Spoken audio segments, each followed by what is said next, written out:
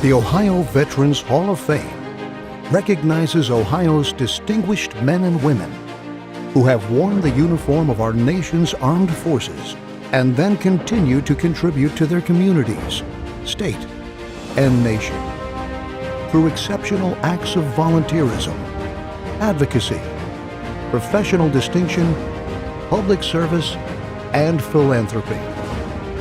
The Ohio Veterans Hall of Fame. Nominate a veteran today. Kermit Lowery, Air Force, Army. I served during the Vietnam era. I grew up in Cleveland, Ohio, went to John F. Kennedy Senior High School, and after I graduated, I worked in various jobs, but then went into the Air Force the following year because I wanted to see the world, and I was stationed 200 miles from home. Initially, I went to basic training at Lackland Air Force Base in San Antonio, and eventually I was stationed at Wright-Patterson Air Force Base here in Dayton, Ohio. During my Air Force tenure, my active duty tenure, I was a communication specialist, and part of the work that I did on a daily basis was cryptography. So we would encode and decode classified information, and when we would decode it, we would take it throughout the building and deliver it to the various generals. And when I got off of active duty, I transitioned into a different MOS, and I went into air logistics because we would ship supplies all over the world out of the Aeroport Squadron at Wright-Patterson. And then I went to Wright State University, where I had a dual major in communications and political science. After I graduated from college, I went into law school, and shortly before I graduated from law school, I applied to both the Air Force JAG Corps and the Army JAG Corps. The Air Force put me on a wait list. The Army said, come on down, and I went to the Army and never looked back.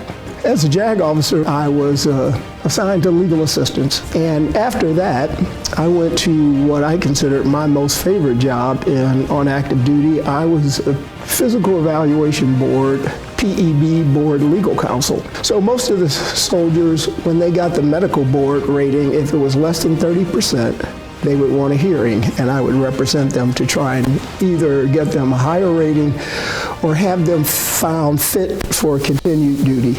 And those were the most rewarding cases, where I had soldiers that were being separated for medical conditions that wanted to stay in. And when I won those cases, it was very rewarding because the soldiers were really, really happy to be able to stay on active duty. When I finished my active duty tenure with the Army, I got off active duty and I joined a company here in the Dayton area called LexisNexis. And I started off as a legal analyst. And my job was to build a military law library. And they wanted me to use my expertise from the JAG Corps to help build this library. But I also went into the Army Reserve. I got a chance to travel the world, so I feel very blessed. Between the Army, the Air Force, and LexisNexis, I've had a chance to see probably 80% of the world. If the taxpayers knew how much I loved my job in the Army, and even the Air Force, they would have kicked me out years ago. To be accepted into the Hall of Fame is so humbling, and I am just so honored and thankful to have made the cut. I'm not recognized for being able to run a 40-yard or 40-meter dash, or to be able to swim a certain distance in record time.